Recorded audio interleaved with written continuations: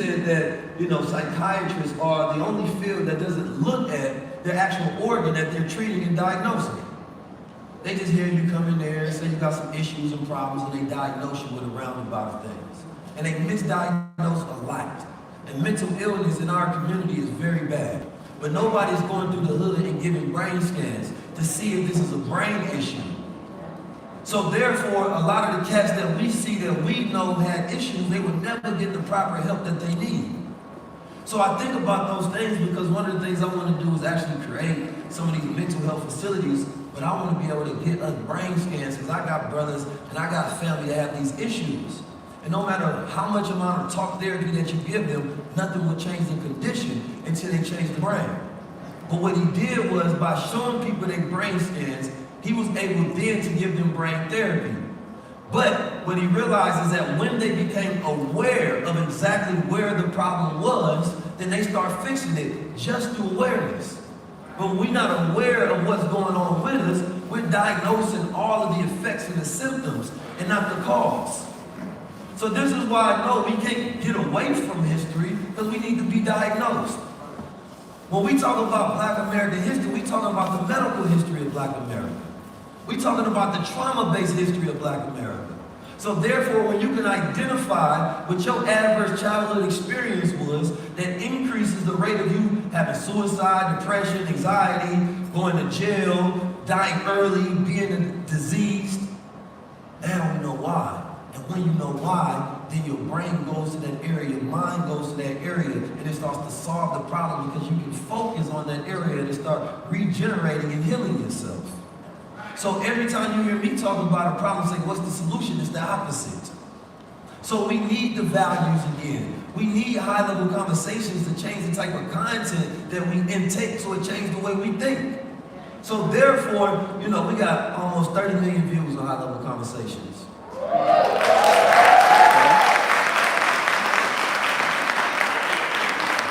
I realize, if we don't have a competing weapon, because what they decide is they call it silent weapons now. They don't have to have a gun that fires. The fool thinks that his gun is the greatest weapon. That's a fool's weapon. You gotta fire a gun and shoot out a bullet, which only can shoot one at a time, and you think that's the way that you're gonna win a war? No, they created silent weapons that's working on you. You don't even know they're working on you. They got it to where they controlling your child, which is controlling your family's future. And you think you will go to war with them with a gun? They in your mind already. So there's a different type of war we gotta fight. I call it the self-wars. See, it ain't. I don't know if maybe this is y'all experience. You ever had a white man sit in front of you at your house and force you to watch Netflix? I ain't never had nobody do that to me. It was just like, no, you can't complete that idea project. You gotta binge watch. I ain't never had that happen to me. But yet so many people choose to do that versus build. Then you go on social media and see something racist and see, that's why we ain't getting nowhere. Damn, that's why? Because an experience that happened to somebody else remotely? Nah, it's your traumas.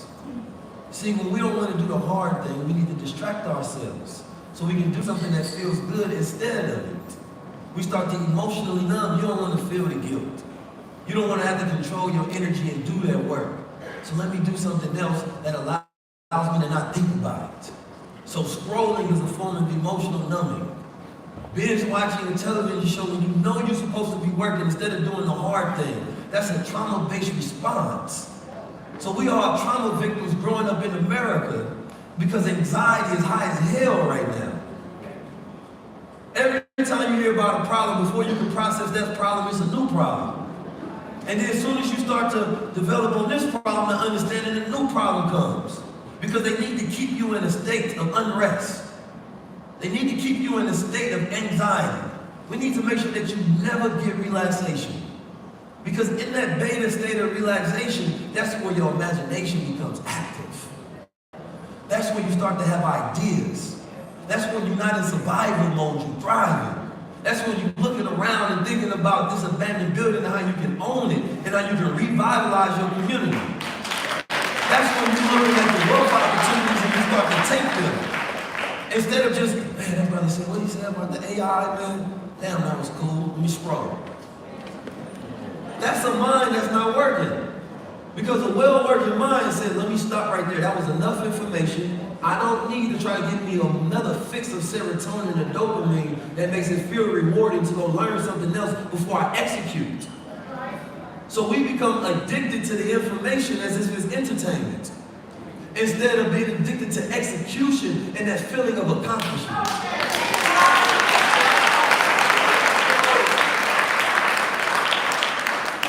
That transformation comes from the men in here becoming men again. Bring it on, fellas, and stand up.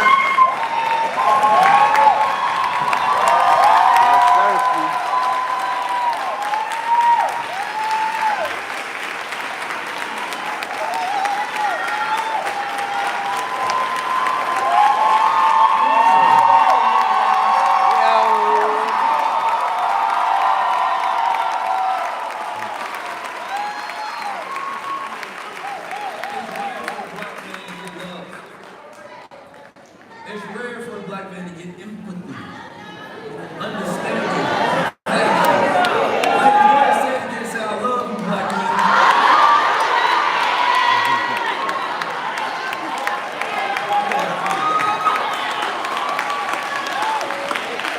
Then you got to understand, we will read off the list of classes of Roman brothers today.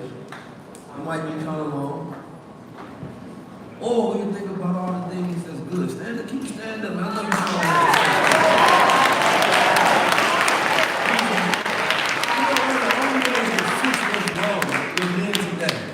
Who go through what we call the eternal boy phase. Constantly stuck into the fantasy world and don't want to deal with the harsh realities of the world. So they live in this imaginary place, never really pushing out the potential, just thinking about it. And just thinking about it makes them feel good, instead of the actual execution. One of the only ways to fix this demoralization of society that they put on the young males is going through a militant conditioning. This militant conditioning makes them absolve themselves of that impossible. You become a soldier. You become ready to be able to deal with anything that's in your way. This is why the draft works so well on young men. No matter what you was going through before and what you were being taught, once you get into that military, now you believe you a soldier. Now you ready to go deal with the world. You develop what's called psychological wholeness. Psychological wholeness is when you know how to build relationships, you know how to network, you know how to deal with the internal processes. You have emotional resilience. You're ready to go out in the world, but we don't have that many rites of passage. In the Native American culture, they'd take a young boy when he's ready and they'd send him out in the woods. And he had to go fend for himself. And then he comes back after those 3 days that he had to eat for himself and he feels ready and he feels whole. Now he feels like he can go attack the world. But what happens to us, because a lot of us were underfathered and overmothered, we seek the comfort of our parents and our mothers to do stuff for us that we're supposed to be doing for ourselves. So when life gets hard, no, I gotta go back to mom's. I gotta ask parents for help. I can't do this myself. Why would I want to do all that work? It's so hard to be a man. That's not what's probably logical in your head, but that's psychological in your head. We had to stand up in F&Y class all day long. A brother be talking till I'm sweating and dripping and you can't move. Then your legs will start shaking. Your body will want to twitch. And part of it was just self-control. Can you control the flesh of your body? If you can control your own energy, then nobody else can control it. So if you told yourself today, for those who want to, you say, I want to stop smoking. I know y'all want to sit down. What's going to happen is maybe a day later, a week later, some people an hour later, you know what's wrong with that?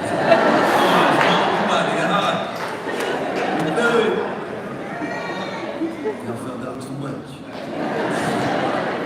So what happens is you realize that you're a slave to your preconditions, right? We all have preconditions. The way that we feel, the way that we think, that's not who we are. This is how we were preconditioned. So we have to fight against our conditioning because we don't realize who the hell is you giving this order to? How come you can't just become? How come you can't just say be and it is? Why do you have to fight against a part of yourself?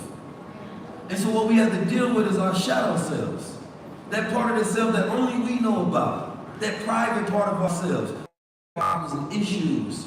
And we can see ourselves for all our faults instead of trying to fake it, even when we by ourselves. Then we start to integrate fully and have full awareness of self. Now when you give yourself an order, you are realistic about it. And you can now have gravity there. So therefore, anytime you want to give yourself an order, now here comes that mind in the back of your head, your little shadow self, like, nah, we ain't gonna, why we gotta stop smoking Snoop smoke? Currency smoke, they, you know what I'm saying, they rich. You start using everybody else's lifestyle as your excuse. You try to figure out any way to validate your behavior other than doing the hard thing of actually producing a change and being a God. So today, it's about creating young males that become men that have psychological wholeness. The ones that take the red pill to where they say, okay, this is the way the world is, I'm gonna be one of these ones. I'm gonna be the ones that dedicate. I don't care what the homies say. I don't care what nobody else think. I'm gonna move on my own accord. I don't have to be liked and loved by people who don't even like and love themselves. That's power.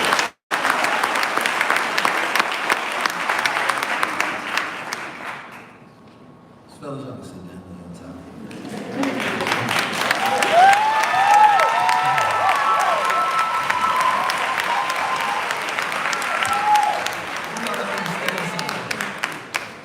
We live in a cycle where it's the end of times.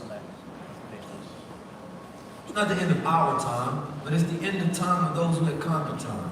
That created the calendar, that created the systems, and the systems are starting to crumble. And so when the systems crumble, then that's when they have to start putting together their technological phase so that they can have complete consent of the people, and therefore they have a system that's just working within itself. I can give you access to all the AI, all the information, all the technology, all the education, all the media, all the platform, and you still won't use them. Because now the systems that we put in 25, 30, 50 years ago, you are the children of our slaves.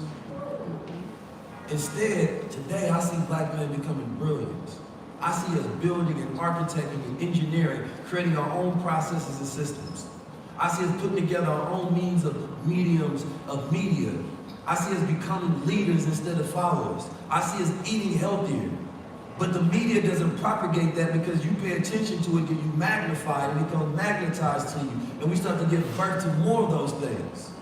So I don't want to run down the list of issues. I want us to focus on what's going right, because the black man that's here tonight, the brown man that's here tonight, those are the ones that's going right. Those are the ones that's all spending their time to come out. So I wanted to, I definitely went over my time, probably do a little 10-minute monologue, come out here to get the energy right. And then we about to get into a high-level conversation, got a dialogue tonight with my good brother Mike Rashid.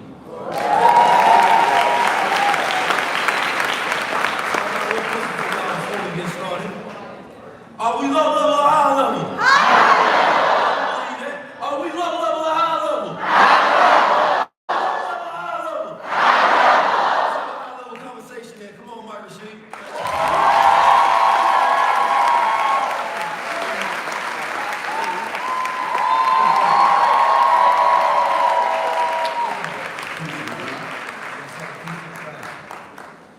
Somebody can take the stand. Peace, y'all. How y'all doing? Before I sit down with my brother, have a high-level conversation. Because every time we sit down and talk, it seems like we're arguing.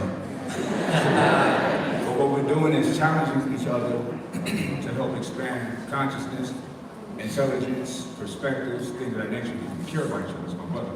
So I put my question down today. Yes, sir. Can you get 2 waters, please? How you feeling, Keys? Yeah, a little chap. I feel good, God. Chicago, how y'all feeling though?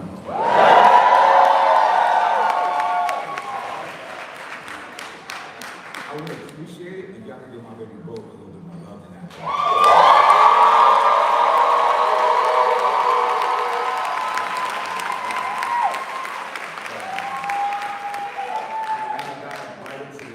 Alright, so Keys.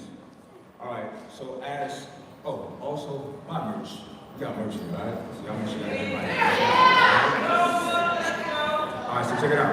So as time advances, life becomes easier in so many ways. We went from hunting and gathering to agriculture to an industrial revolution. Now we're in the age of tech. Artificial intelligence is proliferating everybody's lives, whether they know it or not, right? However, it's making life easy. How does one stay ahead of the curve, maintain his or her humanity, right?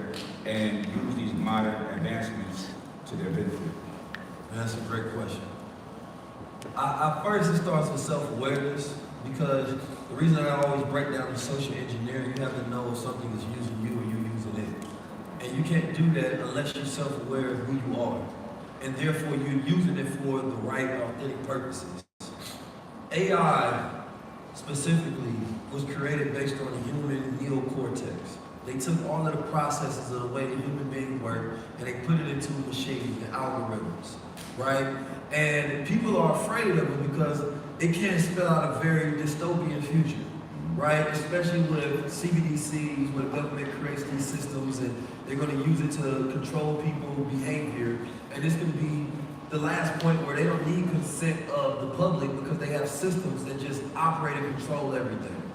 And it's a very dangerous reality. But then it gets to the point where God says you have dominion over all things. It didn't stop at technology, right? So when I think about technology, most of the time we think about the future, we think about the way that it was built off the white man's thinking, because he built it. So his bias is inherent within those systems.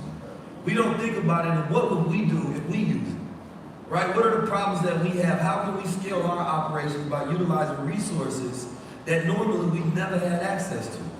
What happens when black people get their hands on this information and they get their hands on these tools that normally have been oppressed and had a lack of access this whole entire time? But it requires a mind that actually have real ideas in it to use it for any real purpose. So the formula was,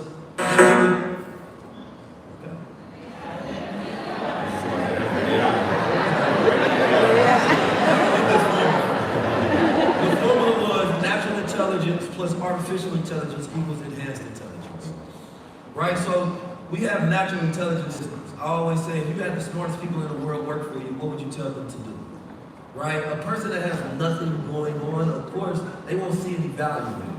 And then you have to understand yourself from the self-awareness piece, that if you still are operating from an attachment style of trauma, right? Every time there's something new comes out, you're going to be fearful of it.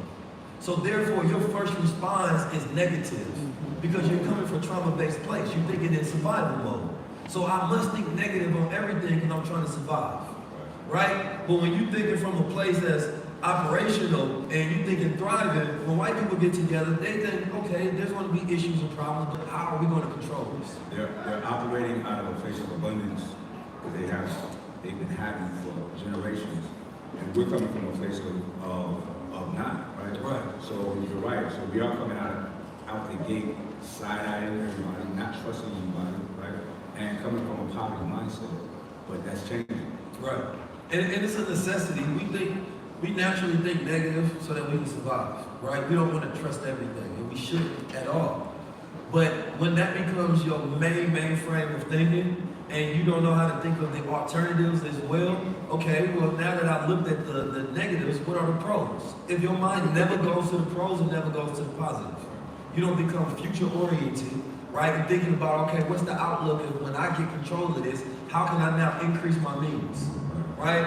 When I was in Detroit, and it was Malcolm X's birthday, and I was dissecting that whole thing by any means necessary, right? A lot of people think about those means as only guns, right? Physical violence.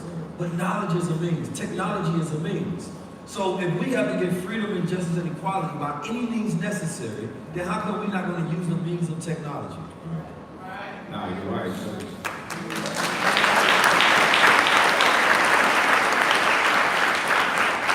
I often tell people that listen to me, especially the men, state English, right? And it goes back to, when you think of it, when you mentioned Brother Malcolm, with by all means necessary, right? People default to the guns, the violence. That's the lowest common denominator. But it's essential, it's important that we are on that. But the most dangerous man, a man that's formidable physically, right? And down to the cause harm, to protect. But the most dangerous man is a man that's deeply rooted in truth, and that's honest, and that's intelligent. They can't control him. They can't manipulate him with money. He doesn't fear death. So that's one for that. All right, so I want to shift gears a little bit, get into plants and keys. All right, so what is your daily routine? Do you have rituals?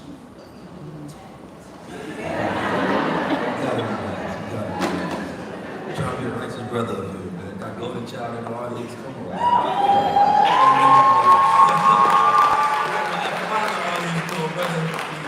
No? Peace to the God. Peace to God. Y'all give it up for my brother Golden Child.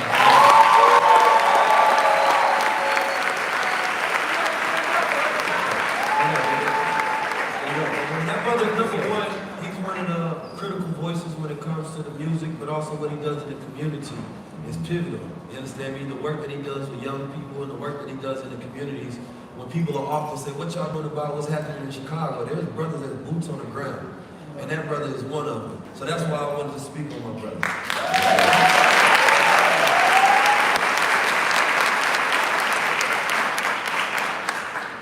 My routine is pretty simple. And it really depends, because I feel like you can get caught up in a routine where you're just doing the same thing, but it might not be strategic. So it's like my routine changes now that I'm on tour, right? Because in war, right, when you think about generals, war information was the least disseminated amongst the public throughout times. Right. So people don't become really strategic thinking. And so what happens is, I think it was Robert Greene that coined the concept, don't use yesterday's war. Right? Meaning that don't use the strategy that you used for yesterday today, it might not work. Right. So people who get caught up in routines when things are changing, it may not be effective anymore because you should be adjusting your strategy to today's war. Right? And I believe every day is a battle. So, you know, when I wake up today, I have to figure out how do I maintain the same amount of energy every single night. I study my habits of learning how to learn, so therefore, before I come on this stage, I have to know the optimal time to pour into myself, so therefore I have perfect recall of information when I'm speaking in front of people. So I want to make sure I get a certain amount of sleep, right? I want to make sure that I wake up with the sun when I can, because that resets my circadian rhythm. I'm a sun babe and I'm a sun gaze, right? When you sun gaze, if you're traveling, what it does is it sets your internal biological rhythm and clock to whatever, time system that you want. So we go from the East Coast to the West Coast, from the West Coast to the East Coast. So therefore, I don't want to be sleepy by the time I get on stage. So if I wake up with the sun, now I'm on the same rhythm as Chicagoans. So same thing is, I don't want to eat too much sugar, right? So therefore, I know that it's going to have cycles of high energy, and then it's going to send me into a slump of energetic depression. So by the time I get on stage, I don't know if I'm at a high energy point or a low energy point. So for me, my routine is strategically and creatively based on what I'm doing. I'm getting a lot of meditation time in today. You know what I'm saying? A lot normally than I ever get, because the other day I was in Detroit and I had allergies that was disrespectful. And I had to figure out how to get rid of them before I got on stage. So I went to this deep, hypnotic, meditation where I was able to put myself into a deep rest and I had control over my body. You could ask my team.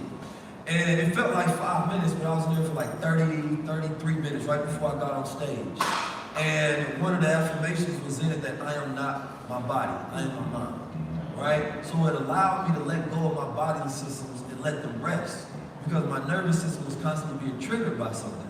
And I didn't know what it was. But by the time I got on stage, I could breathe through my nostrils.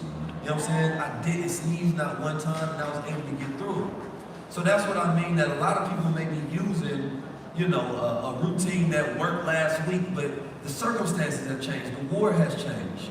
So therefore, I don't think and believe in just having one routine and that just sets for the rest of your life. Think about the adjustments that you need to have so that you can win the war of life daily.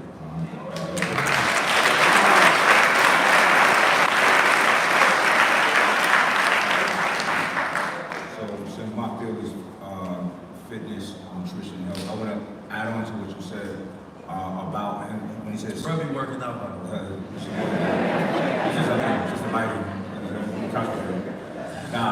but when he was mentioning sun gazing, it's so important because we all have a pineal gland, right? So when we sun gaze, when we sit outside in the morning, in direct sunlight, what's happening is sunlight is hitting the pineal gland and it's stopping the production of melatonin, which produces naturally in the body when we're in low light.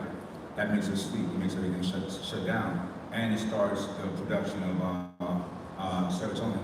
That's a chemical that makes, a hormone that makes us positive, happy, in a good mood, right? Feeling creative, things like that. So you need sunlight for that. So that's why the brother mentioned sun gazing, It's very scientific, it's very practical to be studied, and that's what he's talking about right there. Yeah, I mean, we are in a cycle, you know, where a lot of people don't get a lot of sun, and it depresses people, right? Decreasing that serotonin, so you're not that happy, increasing your stress and your anxiety, right? And that's why it's super key, because as you intake sun, it's the SCN, the superchiasmatic nucleus, to where, I don't want to drop that big word, y'all, to where that sunlight crosses over, you know what I mean, different parts of the brain, and it starts to program it, because that's what light does. It programs the brain and the body systems, because we get information from light. So we're supposed to be light beings. We're supposed to operate like a plant does, right? We go to sleep with the sun, we wake up from the sun.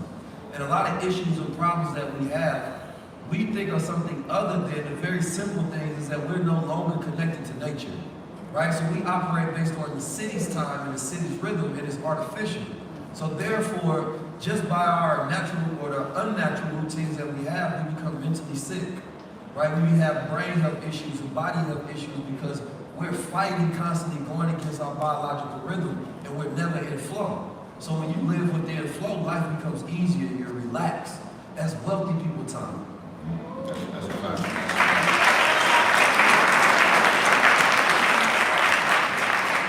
So, Keys, you do very important work, right? Very important work, very inspiring, even to your brother like me. What does it mean to be a poor righteous teacher? Because that's what we are. That's a good question. I believe it was my brother Bupel giving me a breakdown on this. He was explaining where the poor was more so speaking upon the fact that you're not getting the benefit of society, right? They're not the ones that's your benefactor because you're not a part of society, essentially, right? But it didn't mean poor from a monetary sense, right? And I think that's where a lot of people connected. But that poor righteous teaching is like what we do a lot of things organic. We got to figure it out.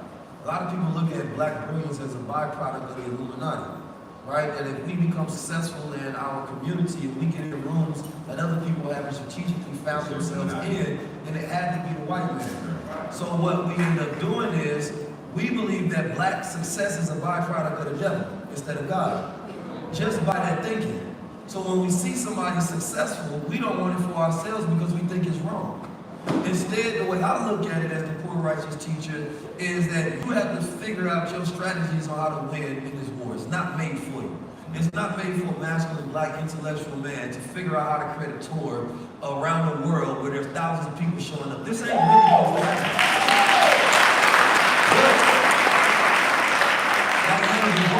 Hannibal Barker was a military genius. He's the one that they study in the schools of military instruction today. And one of the things he would do as he would go through lands is he would get provisions from the people, and he would recruit people from that lands, and he would get intel from those people.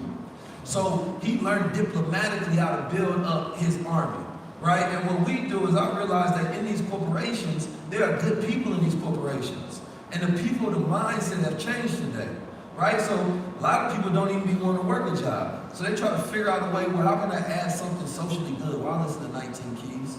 How can I figure out a way where my company can work with somebody like 19 Keys? I think that would be dope. So they come to one of the events. We network with them. We build a relationship. We say, okay, well, how can we get this done? Now, we just snuck in the door and we made it happen. But it's the people that make this shit work, right? But when you start to think of this thing as one organized, orchestrated system to where it's impossible to break into, it's self-defeat before you even try.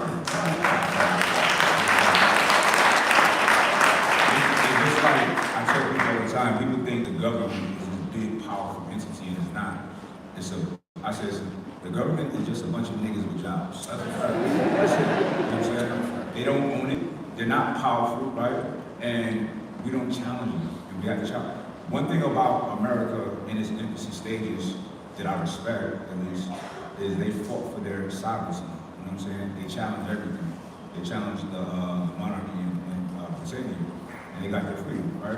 Why are we not doing that? You know what I'm saying? So, what is something that we can do collectively as a people? Because, all right, we can say technically we're free, right? But you already know. Working on creating a new culture first, you know, I talk about, we know our top 5 rappers, but we can't name our top 5 core values. That was my next question. Right? Because a culture is its values. That's the foundation of any culture. What does it stand for? What is it, right?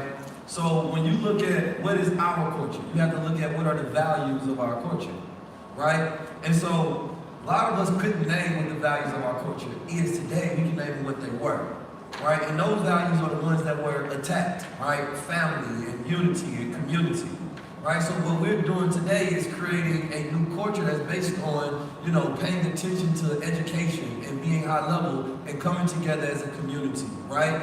And teaching each other about wealth and resources and respect and loyalty and ambition and things of that nature. Because we have been robbed of our values, which means that we have been robbed of our culture. So for me, creating a new culture, right, is taking those ideas that we used to have to restabilize the culture. Right? So that we can add the moral values back into the culture so we can change our habits and our environments and the things that we do on a daily and a normal basis. So for me, the culture is a word that we use as buzz, but we don't break it down, which is another thing that I say we have to find ethnic groups of people who are similar to us. Right? We talk a lot about race, and which is why we mispoint the direction of our attention because of race. You say you black, you can say you melanin.